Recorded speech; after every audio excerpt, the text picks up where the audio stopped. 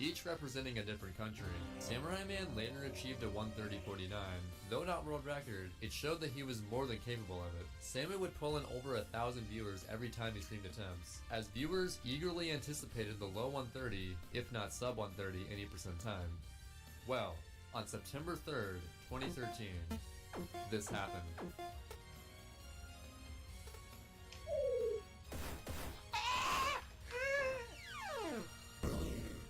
Well, that's the new world record. This went down as one of the most legendary speedruns of SMS in history. Samurai Man accomplished this run with essentially the same knowledge that was around for months, just with insanely consistent gameplay and fairly solid luck throughout. But how much did luck, or uncontrollable factors within the game, play a role? The variance in PD patterns in Bianca Hills episode 5 can realistically cost over 40 seconds, even up to a minute over the optimal pattern. The plungellos on the mirrors in Gelato Beach episode 2 have AI that causes them to walk around randomly until they spot you. With bad enough patterns on the double and triple plungello mirrors, it wasn't uncommon to lose upwards of 20 seconds. There's the previously mentioned Ramel cycle that generally costs over 25 seconds if you don't make it, and keep in mind that with less polished movement, Ramel cycle happened around 1 in 10 times assuming you play perfectly. The Manta Ray fight in Serena Beach episode 1, which was barely explored, was essentially random and could cost you a ton of time. And finally King Boo, who can randomly give you extra cycles costing around 7 seconds each. Top level runners would almost need to get good enough luck overall, otherwise they would have to play out of their mind in order to compensate for bad luck. Amidst the race for sub 130, quite a number of strats were being developed towards the end of 2013 that would definitely help. Tobo himself discovered 2 strats within Piazza Village episode 4. He found that it was faster to keep holding the chain and pushing the chain chomp forward, as well as manipulating the chain chomp to go into the pool area and with a well-timed grab make him fall in. 5-tooth eel was increasingly becoming the norm. Better strategies for secret stages were coming out, and overall, people began really analyzing for more subtle movements of SMS to see where frames could be saved. Samurai Man and Tobo were still grinding runs almost every day, but the grind was nearly beginning to feel exhaustive for both runners and viewers alike. Awesome Games Done Quick 2014 came around, and as always with these large marathons, much of the attention within the speedrunning community shifts away from the usual streamers grinding runs to supporting or even attending the event itself.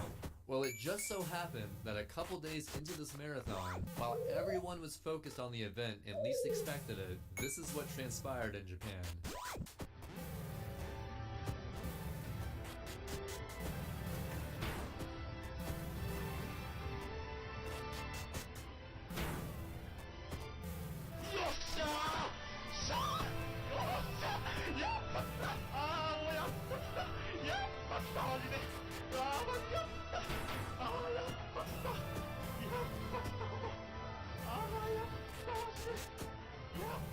On January 6th, 2014, Tobo proved that sub 130 is possible with his run of 129.50, a run that achieved the SMS community's dream time, and better yet, didn't even have Ramel cycle.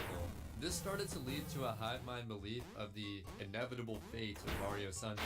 It felt as though there was nothing else to really explore with the category, with the exception of a little-known cutscene skip discovered way back in October 2012 by the famous Japanese SM64 runner, Honey. Honey skip is a trick in which you clip into this building, and if you manage to die on the same exact frame you enter the cutscene trigger for Pinna Park, it will skip the cutscene.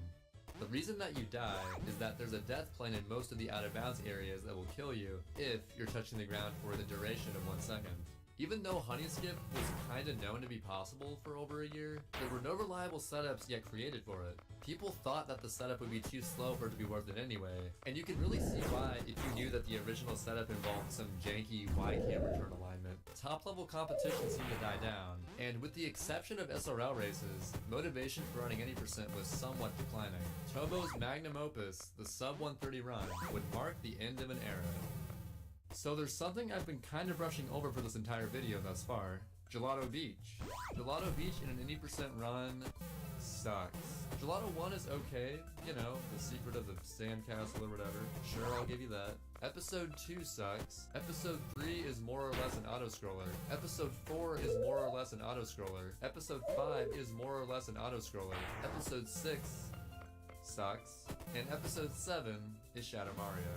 There is an interesting aspect to Gelato Beach, however, that doesn't apply to any other world in the game. The episode 8 Shine, the Watermelon Festival, exists in every episode of the world. Since the beginning of SMS speedruns, people would occasionally theory craft ways to clip into the glass and collect the shine in episode 1.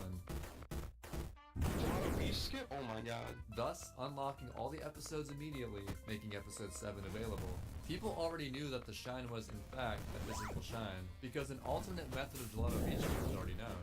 Exclusive to the Japanese version of SMS, you can use Yoshi in episode 6 to clip through the ceiling and dive ground pound into the shine.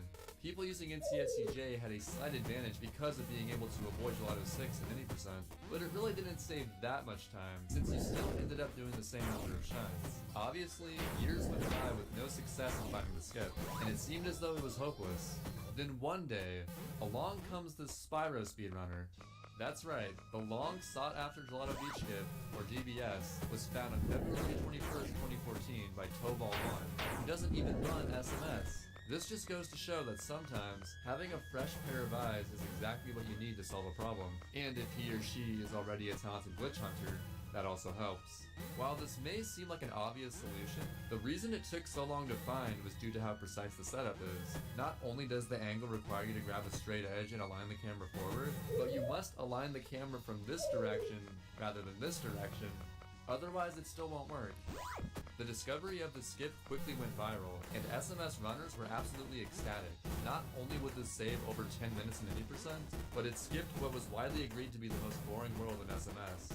The race was on as a mad dash to get some free world records ensued. After gaining enough understanding of the skip to at least get it within 10 attempts or so, Samurai Man started doing runs as soon as possible.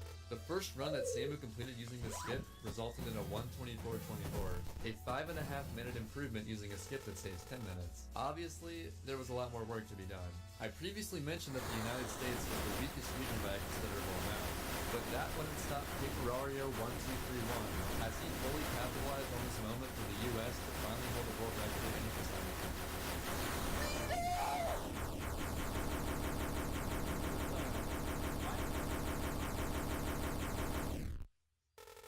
Screw it. If I don't get a 1-2-1-1-1-2, yeah, I'm not gonna get it. I don't even fucking care. I don't even fucking care. I did it! I don't know what to do! 5.1! Ah! Okay. Nice job, Paper. Ah! World What's your final record. time? What's your final time? World record for an hour until Tabo gets it. What? Paper managed to sneak in a record for America, and a 1:22 at that. And as expected, a mere 20 hours later, Samurai Man got a time of 1:22:35. An improvement, yes, but still not even close to meeting his full potential. Tobo quickly got a run of 1:21:45, but of course, this still wasn't good enough to be worth highlighting. Within a couple of hours, Samu not only achieved a 1:20:36, but then a 1:20:32 immediately after that. BP. All on February 22nd. The original GBS setup, which lasted for all of one day, involved using 2 coconuts, one to disable the hitbox of the blender, and the other to do the skip. As you can see, by this point, the 1 coconut method already became the standard. The very next day, Tobo managed to get a 1:20:08. So within just a couple of days of GBS being found, the record had almost been dropped down to a sub 120 time. Samu and Tobo were the only runners who could realistically get a sub 120 at this point, so it was only a matter of who'd be first to get it. Well, 1 month later, Tobo finally got the first sub 120 in SMS and he